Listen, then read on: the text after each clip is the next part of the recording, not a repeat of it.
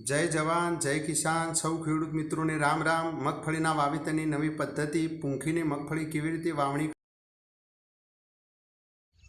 जय जवान जय किसान दरेक खेडूत भाईओने राम राम। अत्यारे આપણે પાલનપુર તાલુકાના ગાદલવાડા ગામે ખેતરની મુલાકાત લઈ રહ્યા છે। અત્યારે જે ખેતરમાં આપણે ઊભા છે એ ખેતર જે મહેશભાઈ પટેલનું ખેતર છે। મહેશભાઈ હાજર નથી પણ તેમના ભાગ્યા શ્રી રમેશભાઈ ખેતરમાં હાજર છે। તો આપણે શ્રી રમેશભાઈને આપણે પૂછીએ કે આ મગફળી પૂંખી છે તેમણે, બરાબર? એટલે પૂંખેલી મગફળી વાવી છે એમને। તો પૂંખેલી મગફળી વાવેતરમાં ક્યારે વાવેતર કર્યું, એમને કેટલા વીઘા વાવેતર કર્યું છે, કેટલા કિલો દાણા નાખ્યા છે પૂંખવામાં, અને એમને ખાતર વ્યવસ્થામાં શું શું માવજત કરી છે પાયાના ખાતર તરીકે, બીજું કે કઈ કંપનીનું મગફળીનું બિયારણ લાવેલા છે, આપણે બધું શ્રી રમેશભાઈ પાસેથી અત્યારે મુલાકાત કરીએ।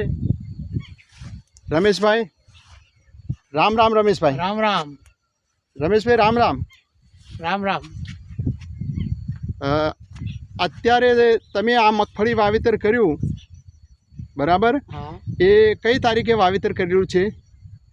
મેં મગફળીનું વાવેતર 26/6/2025 રોજ કર્યું હતું। બરાબર રમેશભાઈ, સરસ સરસ સરસ રમેશભાઈ।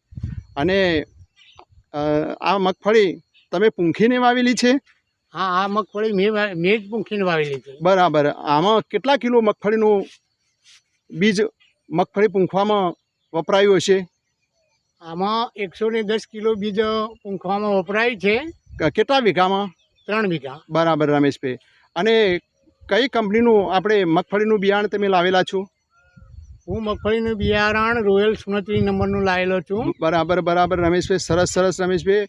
અત્યારે તમે આ જે મગફળીનું વાવેતર કર્યું છે પૂંખીને, બરાબર, આ ખેડૂત ભાઈઓ માટે એક નવું છે, બરાબર? બીજું કે આ તમે જે મગફળીનું વાવેતર કર્યું છે તેમાં તમે પાયાના ખાતર તરીકે તમે શું વાપરેલું છે?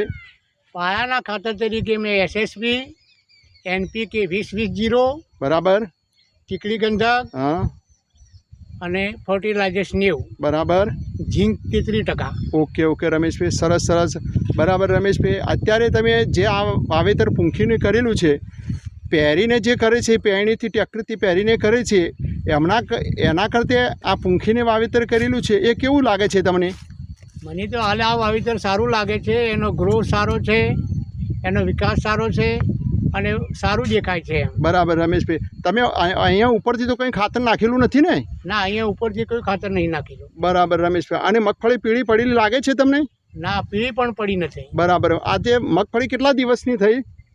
મગફળી 33 દિવસની થઈ। બરાબર બરાબર રમેશભાઈ। તો તમે ખેડૂતોને આ જે મગફળીનું નવું પૂંખવાનું તમે લાવ્યા છો અને પૂંખીને વાવેતર કર્યું છે, તો તમે ખેડૂતોને વાવેતર કરવા માટે કંઈ ભલામણ કરશો? રમેશભાઈ, તમે આ મગફળીનું જે બિયારણ તમે વાવેતર કરેલું છે પૂંખીને, તો તમે આ મગફળી વાવવાનું તમે ભલામણ કરશો? હા, બરાબર બરાબર। તો તમને આ સારું લાગે છે? હા, સારું છે। બરાબર રમેશભાઈ। તો તમે આ બિયારણ પૂંખવાનું તમને ક્યાંથી સૂઝ્યું?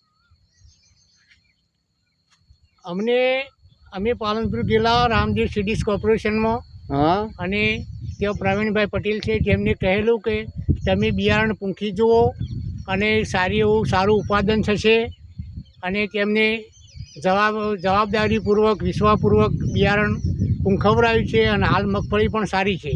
બરાબર બરાબર। તો તમે ખેડૂત ભાઈઓને આ મગફળીનું બિયારણ અને ખાતર લેવું હોય તો તમે શું ભલામણ કરો છો?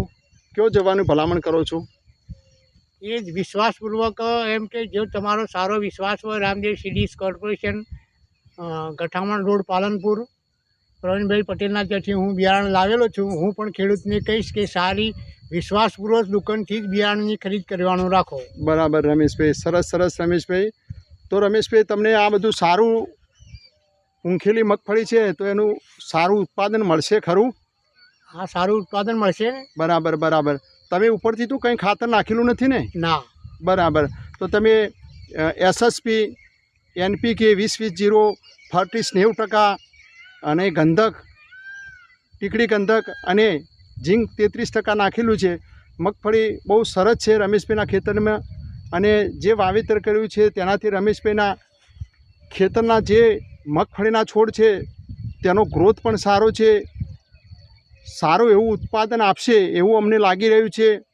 અને રમેશભાઈ જે આ નવું પૂંખવાનું લાવ્યા છે, મગફળી પૂંખીને વાવેતર કરવાનું, તે આપણા ખેડૂત માટે એક નવું જ છે. અને સરસ મજાનું આ ફિલ્ડ દેખાય છે રમેશભાઈનું, જેમાં એમને પૂંખીને મગફળી વાવેલી છે, ટ્રેક્ટરથી પહેરેલી નથી મગફળી, અને પૂંખીને વાવેલી છે મગફળી. બરાબર. સારો એવો છૂટા દોણા આવી ગયા છે. એટલે આપણને એવું લાગે છે કે મગફળીનું ઉત્પાદન 100% સારું મળશે. બરાબર. એટલે દરેક ખેડૂત ભાઈએ આ વખતે રમેશભાઈએ વાવેતર કર્યું છે. બરાબર. તો તેમને કેવું ઉત્પાદન આપે છે અને કેવું વજન પણ નીચેથી મગફળીનું મળે છે એ આપણે રમેશભાઈ વાવેતર કર્યું છે. એટલે આ સાલ રમેશભાઈ કેવું ઉત્પાદન લે છે એના ઉપરથી આપણે આવતી સાલ આપણે પણ દરેક ખેડૂત ભાઈઓને આ રીતે આપણે વાવેતર કરીએ અને વધારે ઉત્પાદન મળે એવું આપણે દરેક ખેડૂત ભાઈઓને આશા રાખીએ.